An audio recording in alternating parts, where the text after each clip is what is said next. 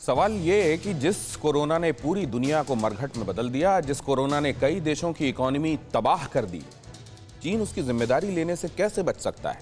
लेकिन जैसे जैसे कोरोना भयंकर रूप दिखा रहा है, कोरोना विलेन चीन की रूह कांपने लगी है और दुनिया के गुस्से से बचने के लिए उसने एक बार फिर अमेरिका पर कोरोना फैलाने की जिम्मेदारी थोपने की कोशिश शुरू कर दी है। इसके लिए जरिया बनाया गया है रूस को। ये रिपोर्ट देखिए।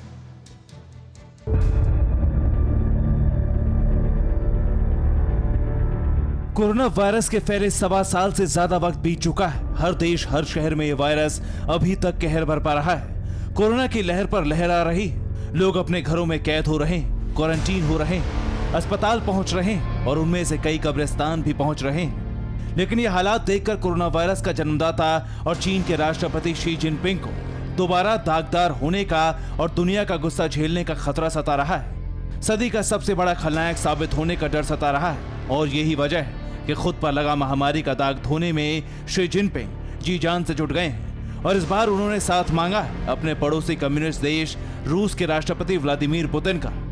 पुतिन के साथ मिलकर शी जिनपिंग ने महामारी फैलाने के लिए अमेरिका के जिम्मेदार होने का नया राग अलापा है, जो एक बयान के तौर पर रूस से सामने आया है।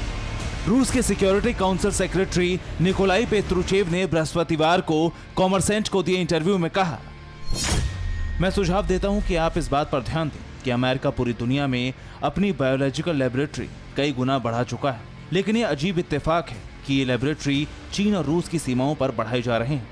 इसे एक साधारण से बयान के कई मतलब है। रूस के जरिए चीन ये कहलवाना चाहता है कि अमेरिका ने दुनिया के कई देशों में लैब बना रखे हैं और उन लैब्स में बायोवेपन यानी कि जैविक हथियार बनाए जा रहे हैं। उन्हीं जैविक हथियारों में से एक है कोविड सार्स वायरस, जो इस वक्त पूरी दुनिया को चपेट में ले चुका है।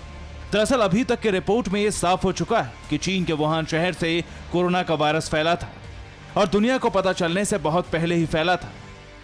तब शी जिनपिंग ने जानकारी दुनिया से छिपाए रखी ताकि पूरी दुनिया में वायरस फैल जाए या फिर वो शर्म से दुनिया को नहीं बता पाए कि कहीं चीन का भांडा ना फूट जाए। लेकिन जब अमेरिका में संक्रमण पूरी तरह से फैलने लगा और मौतों का ग्राफ ऊपर चढ़ने लगा, तो चुनावी साल में कोरोना को ठीक से हैंडल ना कर पाने का दाग झेल रहे तब के राष्ट्रपति डोनाल्ड ट्रंप ने कोविड वायरस को चाइनीज वायरस कहकर चीन को सरेआम घेरना शुरू कर दिया था। ट्रंप की सच्चाई सामने लाने से शी जिनपिंग तमतमाते रहे और खुद को बेकसूर बताने की नाकाम कोशिश करते रहे। लेकिन अब जब ट्रंप जा चुके हैं और अमेरिका के राष्ट्रपति बनकर व्हाइट हाउस में जो बाइडेन आ चुके हैं, तो चीन ने कोरोना विलन के दाग से मुक्ति के लिए नई सिरे से कोशिश शुरू कर दी।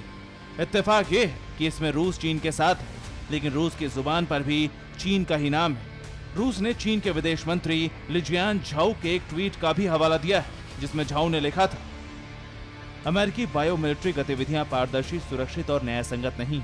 अकेले यूक्रेन में ही अमेरिका ने 16 बायो लैब बना रखे हैं। अमेरिका को पूरी दुनिया में इतने लैब बनाने की क्या जरूरत है?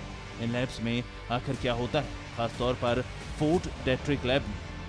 यानी पुतिन को आगे रखकर शी जिनपिंग ये कहना चाहते हैं कि अमेरिका ने चीन की सीमा पर भी बायो लैब बना रखे हैं और उनमें से ही किसी लैब में अमेरिका बायो वेपन बनाने की कोशिश में था, जिसमें से एक वेपन लैब से बाहर आ गया और कोरोना बनकर पूरी दुनिया में कहर बरपाने लगा। लेकिन चीन की दलील शायद ही किसी के गले उतरे। Bureau report, TV9 Bharatvarsh. अड़ी सोमवार से शुक्रवार शाम 6 बजे सिर्फ TV9 भारतवर्ष पर।